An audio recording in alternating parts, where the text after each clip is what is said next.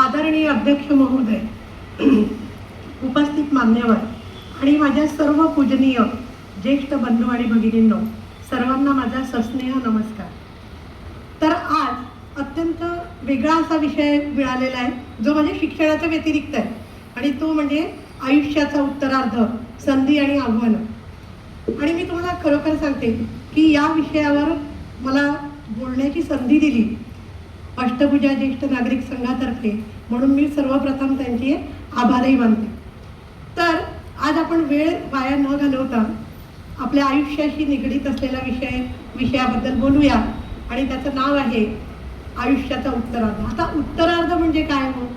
तर उत्तरार्ध म्हणजे निवृत्ती नव्हे, तर आयुष्याचा एक असा टप्पा की ज्या टप्प्यावरती आपण सर्व लोकांनी अनुभव घेतलेले वेगवेगळ्या अनुभवांची शिदोरी आपल्याजवळ आहे आणि पूर्ण सुख दुःख अनुभवांनी भारलेलं जीवन म्हणजेच हा आयुष्याचा उत्तरार्ध. तर या आयुष्याच्या आपण अशा टप्प्यावर आपण पोचलेलो आहे की आपल्याकडे वेळ पण भरपूर आहे आणि अनुभवाची शिदोरी पण खूप आहे. पण आता या अशा उतार वयात आपल्याला वेगवेगळे आव्हानं पण असतात आणि संधी सुद्धा असतात. बरेच जण या काळात मी बघते की अनुभवांना वेगवेगळ्या सामोरं जातात. जसं आता उदाहरणार्थ मी तुम्हाला एक प्रश्न विचारते, किती जणांना या ठिकाणी असं वाटतं, अगदी रिलॅक्स आहे का बरं का, आपलं काय असं खूप भाषण नाही आहे, आपण एक संवाद फक्त साधतोय, की किती जणांना असं वाटतं या ठिकाणी की आपण आयुष्याच्या निवृत्तीनंतर शांत झालेलो आहे? हात वर करा. जीवन आपलं शांत झालेलं आहे निवृत्तीनंतर, असं किती जणांना वाटतं? बरोबर. त्यानंतर आपल्याकडे भरपूर वेळ आहे असं किती जणांना वाटतं, जो तरुणपणात नव्हता? महिलांना वेळ नाही का? तर वेळ, आता बघा, वेळ भरपूर आहे तुमच्याकडे. तरुणपणात वेळ नव्हता म्हणून तक्रार होती, आता आपल्याला भरपूर वेळ आहे ही पण आपली तक्रार आहे. म्हणजे मनुष्याचा स्वभावच आहे की तक्रार करण्याची वृत्ती संपतच नाही, सतत आपण तक्रारी करत राहतो. मग या तक्रारीचा वापर आपण जर काही चांगल्या कामात केला तर म्हणूनच अतिशय सुंदर एक व्याख्यान आपण निवडलेलं आहे की आपल्याला कोणत्या संधी आहेत आणि कोणते आव्हान आहे. अजिबात बोर होणार नाही ही माझी गॅरंटी.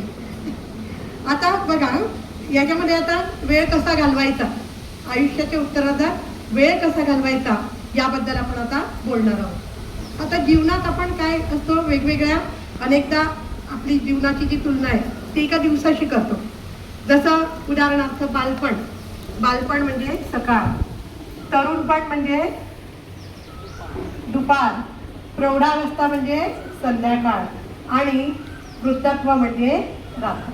पण ती रात्र अशी शांत आणि निवांत आहे, पण ती अंधार नव्हे, तर ती एक आत्मपरीक्षणाची संधी आहे. बघा, प्रत्येकाला रात्र आहे तर ती कशाची संधी आहे? आत्मपरीक्षणाची. मग आता या आत्मपरीक्षणामध्ये आपण मनन चिंतन केलं पाहिजे. त्यानंतर अंतर्मनाशी आपण आपला संवाद साधला पाहिजे. तर आपण ही रात्र एक विशिष्ट म्हणजे चांगल्या एकांतामध्ये बदलू शकतो. आता आज आपण वृद्धत्वाकडे काय करतो, समाज एक समस्या म्हणून बघतो, पण ऍक्च्युली ही समस्या नाही, तर ही काय आहे, वृद्धत्व ही एक संधी आहे, लक्षात घ्या. आणि ही संधी आहे, हा काळ अनुभवाचा आहे, शहाणपणाचा आहे आणि जीवनाच्या खरा अर्थ समजण्यासारखा आहे. आता या उत्तरार्धामध्ये परिपक्वतेचा हा काळ आहे, जीवनाचा दृष्टिकोन व्यापक झालेला असतो, सुख आणि दुःख याचा खरा अर्थ समजलेला असतो. कारण तरुणपणात काय असतं, आता बरेचसे आपण जे लोक आहेत ते, आता मला अजून अनुभव नाही, मी एका मधल्या टप्प्यावर आहे, पण मला म्हणजे मी जे बघते की खूप आपल्या पैसा कमवण्याच्या नादात आपलं सगळं तरुणपण गेलेलं असतं. कुटुंबाचं संगोपन आहे, मुलांचं व्यवस्थित संगोपन आहे, त्यानंतर त्यांचे लग्न, त्यांचं व्यवस्थित जीवनाला वळण आणि एक कुठेतरी त्यांना स्टॅबिलिटी, या याच्यात आपला पूर्ण वेळ चालला जातो. मग आता आपला हा जो उत्तरार्ध आहे हा म्हणजे आपल्या जीवनाचा सारांश आहे. मग आता या सारांशमध्ये आता सगळ्यात पहिले वेगवेगळे आव्हान, आपण मूळ विषयाकडे आता येऊया की आपल्याला वेगवेगळे आव्हान आहे. जसं आता उदाहरणार्थ, आता तुम्ही या अवस्थेत आहे, त्याला पहिलं आव्हान कोणतं आहे बरं? आरोग्याचं. खूप ठरवलं, खूप करायचं आहे, खूप जगायचं आहे, पण आरोग्य नाही, काही उपयोग आहे का? नाही. म्हणून सगळ्यात महत्त्वाचं आव्हान कोणतं आहे? आरोग्याचं. कारण वाढतं वय जे असतं ते वेगवेगळ्या तक्रारी घेऊन येतं, त्यामुळे डॉक्टरांच्या भीती वाढतात. काही हरकत नाही, कारण पूर्वीसारखी ताकद उरलेली नसते, पण आपण आपल्याला फिट मात्र ठेवू शकतो. मग आता याच्यामध्ये आरोग्य म्हणजे काय? शारीरिक तंदुरुस्ती आहे. नुसती शारीरिक तंदुरुस्ती नाही तर मानसिक सुद्धा तंदुरुस्ती. बरेच जण असे खचून गेलेले असतात, खूप काहीतरी मागचा अनुभव असतो, तो माझ्याशी अमुक अमुक असा वागला आणि मला त्याने दुःख दिलं, मग तेच आपण आयुष्यभर उघडत राहतो. सोडून द्या, वर्तमानात जगा. सगळ्यात महत्त्वाचं आनंदी वृद्धत्वाचं पहिलं लक्षण म्हणजे आनंदाने जगा. आणि दुसरी गोष्ट म्हणजे शारीरिक तंदुरुस्ती आहे, मानसिक तंदुरुस्ती आहे, सामाजिक सक्रियता पाहिजे. जसं आता हे अतिशय सुंदर, मी अध्यक्षांना सुद्धा त्यांचं अभिनंदन करते की इतका सुंदर हा संघ त्यांनी ओपन केलेला आहे. म्हणजे भुसावळसारख्या छोट्या गावात मोठ्या शहराप्रमाणे एक असा सामाजिक संघ उभारणे हे पण जिकरीचं काम आहे. त्याला सगळ्यांना गोळा करणे, वेगवेगळं पाठपुरावा करणे, वेगवेगळ्या लोकांना बोलवणे इतकं सोपं काम नाही. पण आता हे कशासाठी करता हे दादा? तर त्यांचा एकच उद्देश आहे की सामाजिक सक्रियता वाढली पाहिजे. आपलं जीवन तर रोजच आहे हो, खाणं पिणं उठणं, पण आपण समाजासाठी काहीतरी केलं पाहिजे. कारण गाडगे बाबा सुद्धा तुम्हाला सांगतात की समाजात आपण आयुष्याच्या शेवटपर्यंत आपल्या सभोवतालच्या समाजासाठी, सभोवतालच्या लोकांसाठी जगलं पाहिजे, त्यांच्यासाठी आपण काहीतरी केलं पाहिजे. मग आता आपण काय करू शकतो? तुम्ही म्हणाला तर आम्ही या वयात काय करणार? लक्षात घ्या, आपण चांगलं बोलू शकतो, इतरांना आनंद देऊ शकतो, आपला अनुभव दुसऱ्यांना देऊ शकतो, वेगवेगळ्या ठिकाणी जाऊ शकतो. तर आयुष्यात पहिलं जे आव्हान आहे ते होतं आरोग्य, आरोग्याचं आव्हान. आणि त्यामुळे दररोज चालणे हे तर सगळ्यांना सांगितलेलंच आहे. मागेही लेक्चर झालेलं आहे की आनंदाची गुरुकिल्ली मागच्या वेळेस बऱ्याच जणांनी ऐकलेली आहे आणि मला असं वाटतं त्याची रिव्हिजन पण मी करणार आहे, कारण बरेच कोणी होते कोणी नव्हते. तर दररोज चालणे, योगा, प्राणायाम हे सगळ्यांना माहिती आहे. सकारात्मक विचार यामुळे आयुष्याची उंची आणि दर्जा आपला उंचावतो. दुसरं आव्हान आहे एकटेपणाचं आव्हान. जसं आता उदाहरणार्थ बऱ्याच जणांना मुलं मोठी झालेली असतात, घर सोडून गेलेली असतात, किंवा जी वर्क फ्रॉम होमवाली आहे ती आपल्याला वेळ देत नाही. हे तुमची एकट्यांची समस्या नाही आहे, जगभरातल्या वृद्धांची समस्या की एकटेपणाचं आव्हान. मग आता अशा वेळी हा जो एकटेपणा आहे हा मनाला त्रास देतो. पण लक्षात घ्या, एकटेपणा सुद्धा सुंदर होऊ शकतो. कसा? तर त्या एकटेपणाला आपण एकांतात बदलता आलं पाहिजे. आता एकांत म्हणजे काय हो? एकांत म्हणजे त्यात वाचन, चिंतन, मनन, लेखन, भजन, ध्यान या सर्व गोष्टी तुम्ही एकांतातच करू शकता. एक जरी जण आपल्या आजूबाजूला असला तर आपण हे करू शकतो का? नाही. त्यामुळे या एकटेपणाला एकांतात बदलता आलं पाहिजे आणि त्याचा आनंद कुठेतरी घेता आला पाहिजे. आता मी खूप ठरवलं की मला एकांत पाहिजे, शक्य आहे का? कारण 8 तास ड्युटी झाल्यानंतर 2-3 तास क्लास आणि बाकीच्या ॲक्टिव्हिटी शक्य आहे का? नाही. कारण मला कमवायचं आहे माझ्या रिटायरमेंटपर्यंत. तर तुम्हाला तो वेळ आहे, तर तो एकटेपणा एकांतात बदलता आला पाहिजे. त्याच्यानंतर तिसरं आव्हान आहे बदल स्वीकारण्याचं आव्हान. आता उदाहरणार्थ जसं आता घडामोडी तुम्हाला माहिती आहे, जे पूर्वीचे बदल आहे, आता सामाजिक बदल आहे, वेगवेगळ्या परिस्थितीमध्ये बदल आहे. तर या बदलांना स्वीकारा. तेच आपण धरून ठेवणार का? नाही. तर कुठेतरी आपण असं वाटतं या स्टेजला की आपण मागे पडतोय. पण लक्षात घ्या, हा बदल स्वीकारण्याची वृत्ती प्रत्येकाच्या मनात पाहिजे. उदाहरणार्थ आता मोबाईल आहे, इंटरनेट आहे, कृत्रिम बुद्धिमत्ता आहे. तर या बदलाला कुठेतरी स्वीकारायला पाहिजे. मला येत नाही, मला जमणार नाही, शक्यच नाही. आता मला सांगा, किती जणांनी या ठिकाणी ऑनलाईन पैसे पाठवून पाहिले? व्हॉट्सॲप किती जण वापरतात? हात वर करा. मस्त. व्हॉट्सॲप वापरतात. माझे 92 वर्षाचे आजोबा पण व्हॉट्सॲप वापरतात आणि माझे 94 वर्षाचे चुलत सासरे ते फेसबुक आणि इंस्टाग्रामला ॲक्टिव्ह आहे. म्हणजे कल्पना करा की त्या काळात जर ते शिकू शकतात तर तुम्ही का नाही शिकू शकत? तर कुठेतरी चुकलं तरी चालेल, पण कुणाकडनं शिकून घ्या, त्यात कमीपणा नाही.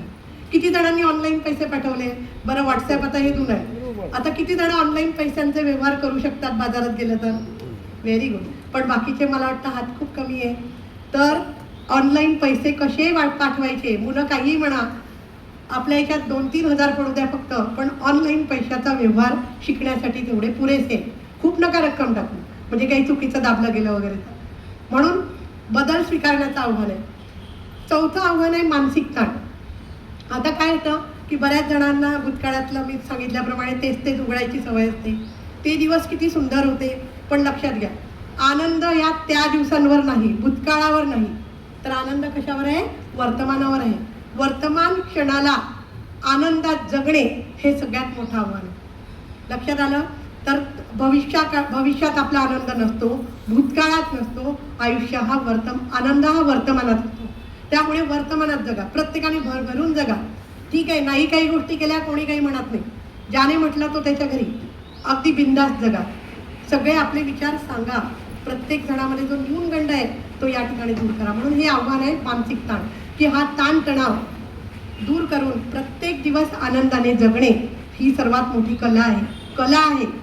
जमत नाही. प्रत्येक जण काय करतं, मोठेपणामुळे अहमपणामुळे कुठेतरी थोडं मागे जातं, थोडं मागे एक पाऊल, काही हरकत नाही, पण प्रत्येक दिवस आनंदाने जगा. आता हे झाले आव्हानं. कोणते 4 आव्हानं होते?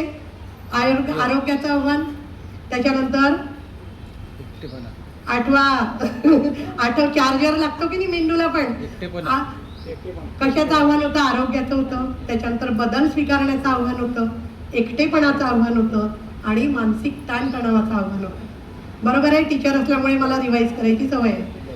त्याच्यानंतर आता आयुष्यातल्या संधी, हे झालं आव्हान. अजून एक आव्हान आठवलं मला, की बऱ्याच जणांना सुरक्षिततेचं आव्हान असतं. सगळ्यात महत्त्वाचं की वृद्ध लोक आहे, पैसाही भरपूर आहे, मग त्यावेळेस सुरक्षितता त्यांची कुठेतरी कमी झालेली असते. चोराचा धाक असतो किंवा कशाचा धाक असतो. मग अशा वेळेस काय आहे, आपला स्वभाव वाढवायचो, थोडं गोड बोला. किती पण वाईट शेजारी पाजारी असो, तुम्हाला शेवटी वेळेवर कोण धावून येणार? तेच धावून येणार. त्याच्यामुळे तो आपला सेफ्टी जी आहे, आपली सुरक्षितता जी आहे ती सुद्धा जपा. हे पण एक मोठं आव्हान आहे. पैशांचं नियोजन, तुम्ही जे कमावलेले आयुष्यात राबून मुलांसाठी जे कमावलेले पैसे आहे ते स्वतः पण वापरा. किती पण मुलांना दिले तर कमीच पडतात, त्यांना पंगू बनवू नका. त्यामुळे ते सुद्धा एक आव्हान आहे की पैशांचं व्यवस्थित नियोजन आणि आनंद घेणे. लक्षात आलं? आता हा झाला अर्धा पार्ट, की उत्तरार्धातली आव्हानं होती. आता उत्तरार्धातल्या संधी कोणकोणत्या आहे हो? तर सगळ्यात महत्त्वाची संधी आहे आणि मला तर म्हणजे हेवा वाटतो. एक जे वृद्ध व्यक्ती होता, तर त्याला विचारलं की बालपण सुंदर होतं का तरुणपण सुंदर होतं का वृद्धापण? तर तो म्हणायचा, मला ना म्हणे म्हातारपण खूप सुंदर आहे असं मी तरुणपण असताना वाटायचं. मग ज्यावेळेस म्हणे मी म्हातारा झालो तेव्हा मला वाटायचं की तरुणपण पण छान होतं, वृद्धावस्था पण छान आहे, उत्तरार्ध पण सुंदर आहे. म्हणजेच काय की जीवनाची प्रत्येक स्टेज सुंदर आहे, फक्त त्याचा आनंद आपण घेतला पाहिजे, हा ना. आता सगळ्यात पहिलं आपलं जे आयुष्यातल्या सुवर्ण संधी आहे, आता बघा तुम्हाला कोणकोणत्या संधी आहे. आता मी काही नवीन नाही सांगत आहे, फक्त एक थोडंसं आपण विश्लेषण करतोय. पहिली संधी आहे अनुभवांची संधी. तुम्हाला जो आयुष्यात अनुभव आलेला आहे, मूल्य मिळालेली आहे, जीवनमूल्य, तुम्ही इतरांना सांगा, तरुण मुलांना सांगा. त्यामुळे तरुण पिढीला तुमच्या अनुभवांची गरज आहे, त्यांना मार्गदर्शन करा, त्यांना पटेल अशा शब्दात हळूहळू समजवा. नाहीतर हे असंच कर असं म्हटलं की ते ऐकणार नाही. त्यामुळे गोडी गुलाबीने हळूहळू तर तुमचा जो अनुभव आहे त्यांना ते सांगा, मूल्य द्या. आणि ज्येष्ठ व्यक्ती म्हणजे घरातलं एक चालतं बोलतं विद्यापीठ आहे. कोणत्याही विद्यापीठातले अनुभव मिळतात का? नाही. अजूनही मी माझे आजोबा मला म्हणतात, ताई तू असं करायला नाही पाहिजे होतं. माझे बाबा मला नागपूरवरून ओरडतात, तू इतकी का खरेदी करते. म्हणजे कुठेतरी एक लगाम आहे. लक्षात आलं का? एक लगाम आहे. आणि हा अनुभव जो आहे, म्हणजे बाबा मला नेहमी म्हणतात, तू ना फार सढळ हाताने खर्च करते. तर अनुभवांचं हे जे ज्ञान आहे की पैशाचं नियोजन, मी पण आता थोडा आता मला कळायला लागलं की नाही ते बरोबर आहे. त्यांचं म्हणणं थोडंफार बरोबरच आहे. आपण कुठेतरी पैशांचं नियोजन केलं पाहिजे. तर असं हे अनुभवाचं ज्ञान तुम्ही एक संधी म्हणून देऊ शकता. दुसरं आहे स्वतःसाठी वेळ. आता तुम्हाला भरपूर वेळ आहे बघा, आयुष्यात तो वेळ मिळालेला नव्हता. मग आता हा जो वेळ आहे, हा वेळ तुम्ही स्वतःचा छंद एखादा जोपासा. मला माहिती आहे नाही काही येत तर आपल्याला प्रत्येकाला काही ना काही कला जरूर येते. स्वतःलाच ओळखा की आपल्याला काय येतं. बागकाम येत असेल, शेतीची आवड असेल, शेतात जाणं शक्य नाही, पण बागकाम तुम्ही करू शकता. छोट्याशा जागेत तुम्ही परसबाग फुलवू शकता. माझ्या एका मैत्रिणीच्या सासऱ्यांनी वयाच्या 85व्या वर्षी अतिशय सुंदर परसबाग त्यांच्या गच्चीत तयार केली. जागा नव्हती फ्लॅटला, गच्चीत तयार केली आणि आज सर्व जण मिळून त्या परसबागेची ते काळजी घेतात. अगदी त्यांचा एक उद्योग म्हणा तुम्ही, त्यांना नागपूरला अनेक पर्यावरण पुरस्कार सुद्धा मिळाले. तर स्वतः संगीत असेल, एखाद्याला छान गाणं म्हणता येत असेल, भजन म्हणता येत असेल, स्वतः म्हणा. एखाद्या आता तुम्हाला तर ताईंनी सांगितल्याप्रमाणे संधी पण आहे की म्हणे आम्ही आमचा एक जो असतो वार त्याच्यात आम्ही छंद जोपासतो. मग कुठेतरी आपलं हे बघा, खाणं पिणं फिरणं ते चालूच राहणार आहे, पण कुठेतरी आपला छंद जोपासा.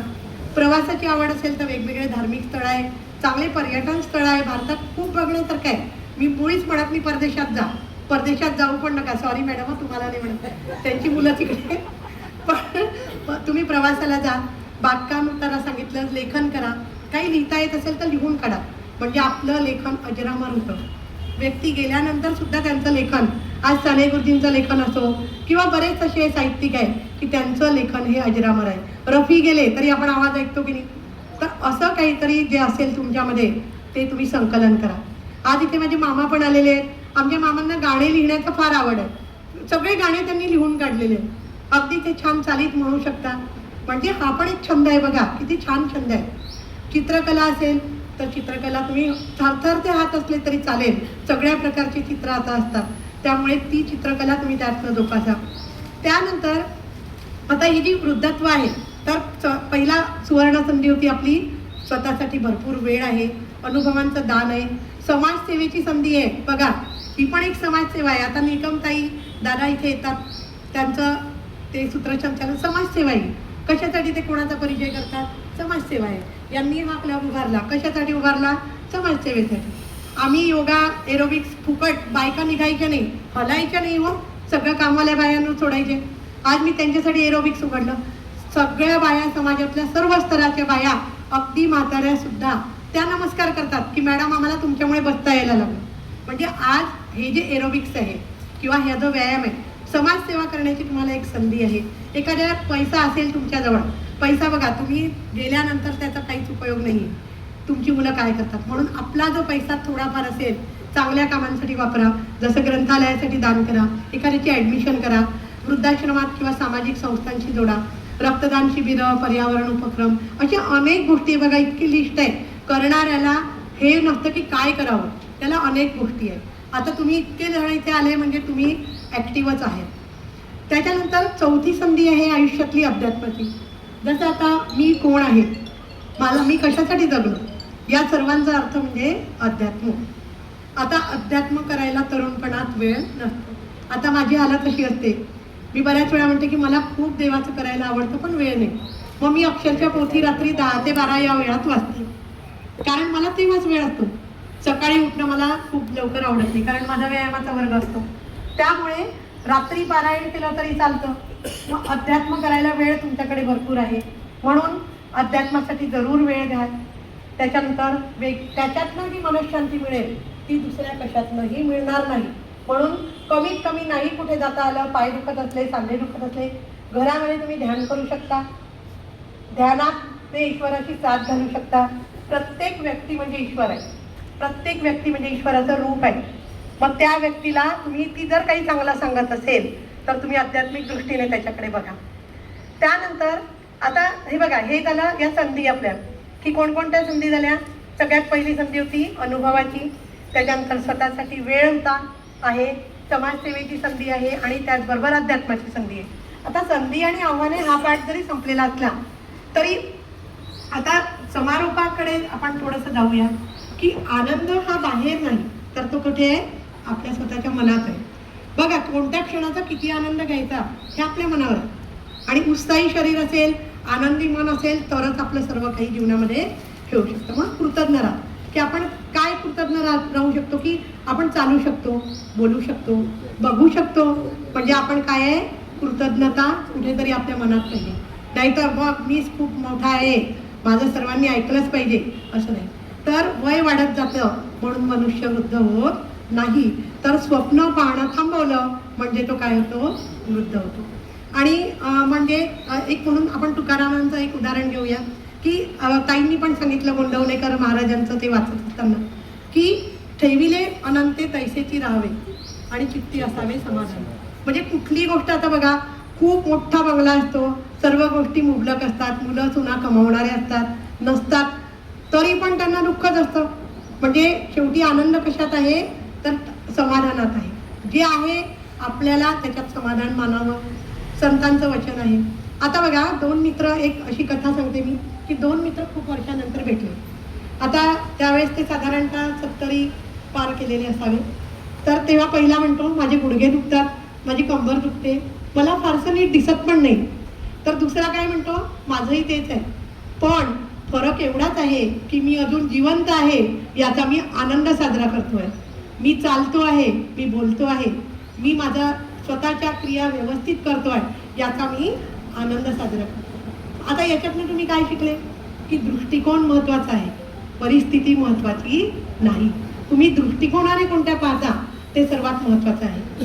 त्याच्यानंतर आता एक प्रेरणादायी प्रसंग मी तुम्हाला सांगते की जसं आता एक वैयक्तिक अनुभव सांगते मी की एक आजोबा होते. एका ठिकाणी मला नागपूरला संधी मिळाली, ज्येष्ठ लोकांचा कार्यक्रम होता. तर तेव्हा एक आजोबा भेटले मला. त्या आजोबांना विचारलं, आजोबा तुमच्या आनंदाचं रहस्य काय हो? काय म्हणले ते माहिती आहे? म्हणे, मी रोज उठल्यानंतर बेटा 2 गोष्टी ठरवतो.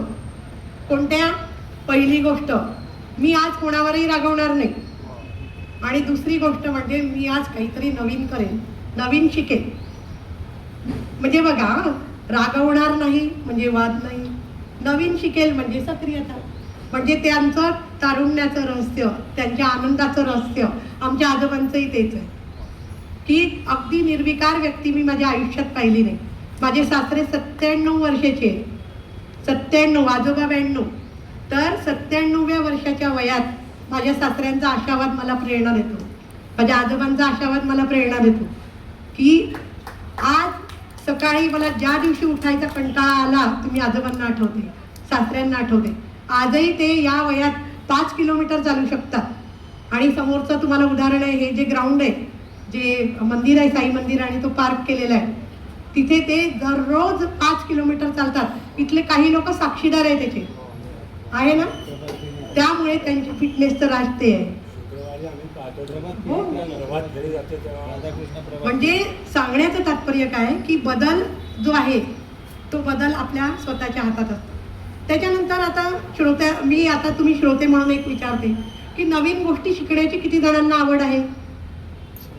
नवीन गोष्ट शिकायची आहे, पण काय शिकायची? तुम्ही चर्चा करा, एखाद्याशी चर्चा करून नक्की मार्ग निघतो. आता एक अतिशय सुंदर उदाहरण मी तुम्हाला देते, मला आठवलं म्हणून, की गरुड पक्षी प्रत्येकाने ऐकलेला आहे, बघितलेला आहे. आता गरुडाचं उदाहरण आपण मी विद्यार्थ्यांना तर देते की गरुड हा भरारीचं प्रतीक आहे वगैरे वगैरे, पण आता मी तुम्हाला गरुडाचं उदाहरण वेगळं देते. गरुड पक्षी 40 वर्षाचा जेव्हा होतो, माझं प्राणीशास्त्रात PhD आहे त्यामुळे पक्ष्यांचा अभ्यास आहे. 40 वर्षाचा जेव्हा हा गरुड पक्षी होतो त्यावेळेला तो पुनर्जन्माचं प्रतीक आहे बघा. तो काय करतो, त्याच्यासमोर 2 पर्याय असतात. त्याची चोच जी आहे ती बोथट झालेली असते, पूर्ण कामातनं गेलेली असते, कारण त्याने टणक तोडून जसे आपले दात जातात तशी त्याची चोच गेलेली असते. मग आता ती चोच गेलेली आहे, त्याला 2 पर्याय असतात, एक तर हारणे आणि दुसरी गोष्ट म्हणजे नव्याने सुरुवात करणे. मग आता तो एक पर्याय निवडतो, कोणता? नव्याने सुरुवात करणे. मग आता तो तर म्हातारा झालाय, करणार काय? बघा तो काय करतो, खोटं नाही बरं का, सत्य गोष्ट आहे. तो त्याच्या चोचीला तोडून टाकतो, दगडावर आपटून, झाडाच्या बुंद्यांच्या पटीत आपटून ती चोच तोडून टाकतो, त्याचे पंख काढून टाकतो, छाटून टाकतो. प्रचंड वेदना होत असतात, खूप रक्तस्राव होत असतो. पण काही काळ गेल्यानंतर, म्हणजे काही दिवस गेल्यानंतर, आता बघा आपल्याला हिलिंग पॉवर आहे, शरीराच्या पेशी नव्याने होतातच, त्यामुळे नवीन त्याची चोच येते, नवीन त्याला पंख, आणि पुन्हा पहिल्यासारखी गरुड भरारी तो फिनिक्स प्रमाणे घेतो. म्हणजेच काय की हा गरुड जर करू शकतो तर आपण का नाही करू शकत? आपण जर हल्लोच नाही, आपण जर चाललोच नाही, माझ्याने चाललं जात नाही म्हणजे तुम्ही म्हातारे जा. तुम्ही हळूहळू चाला, मी म्हणत नाही तुम्ही PT उषासारखे पळा, तुम्ही हळूहळू चालू शकता. थोडंफार घरामध्ये तुमची स्वतःची मदत, इतरांची मदत करू शकता, आणि तुमच्या गोड स्वभावाने प्रत्येकाची मनं जिंकू शकता. तर म्हणून संत कबीरांचा संदेश आहे की कल करे सो आज कर, आज करे सो अब. आणि म्हणून वृद्धत्वात अनेक समस्या आहेत, पण त्याच्यावर मात करू, नंतर करू पेक्षा आज करू, याला आपण जास्त महत्त्व देऊया. आणि एक पुन्हा असं एक आमच्या ओळखीतल्या आजी होत्या, त्या म्हणजे माझे वडील MSCBत होते, तर त्या क्लबमध्ये एक आजी यायच्या. मलाही वाचनाची आवड होती, पण त्या मला आजी आणि आजोबा लोक खूप आवडायचे. त्यावेळेस मी त्या आजींना विचारलं एकदा, म्हटलं आजी आता तुम्ही इतके पुस्तकं नेता, केव्हा वाचाल एवढे? तुम्ही आत्ता तुम्हाला दिसत सुद्धा नाही नीट, आणि तुम्ही एवढे पुस्तकं, मी मुलगी होती तेव्हा, लग्न नव्हतं झालेलं, तुम्ही आता हे पुस्तकं एवढे केव्हा वाचाल? त्या काय बोलल्या माहिती आहे? शरीर वृद्ध आहे पण मी मनाला निवृत्त केलेलं नाही, मी अजूनही तरुण आहे आणि म्हणून मी हे पुस्तकं वाचेल, माझा वाचनाचा छंद आहे. तो त्याचा उपयोग कुठे हो न हो, मला त्याचं समाधान आहे. म्हणून गाडगेबाबा तर म्हणतातच की निवृत्त होईपर्यंत, मरेपर्यंत समाजासाठी प्रत्येकाने काहीतरी केलंच पाहिजे. आणि म्हणून आपण जे म्हणतो की मी आज 80 वर्षाचा आहे, मी आज 90 वर्षाचा आहे, तर किती वर्ष जगले याला महत्त्व नाही, तर तुम्ही 80 वेळा एक वर्ष जगले हे महत्त्वाचं आहे. आणि म्हणून आपण एक समारोपाचा ओळी ऐकूया की वृद्धत्व हा आयुष्याचा अंत नाही, तर अनुभवांनी भरलेला सूर्यास्त आहे, उजळलेला सूर्यास्त आहे. केस पांढरे होणे म्हणजे वृद्धत्व नव्हे, स्वप्ने रंगवणे थांबणे म्हणजे वृद्धत्व. आणि ज्येष्ठ नागरिक हे समाजाचे ओझे नाहीत, तर समाजातलं एक चालतं बोलतं विद्यापीठच आहे. आणि म्हणून हसत राहा, शिकत राहा, जोडत राहा, माणसे जोडत राहा, जगत राहा, कारण जीवन अतिशय सुंदर आहे. धन्यवाद.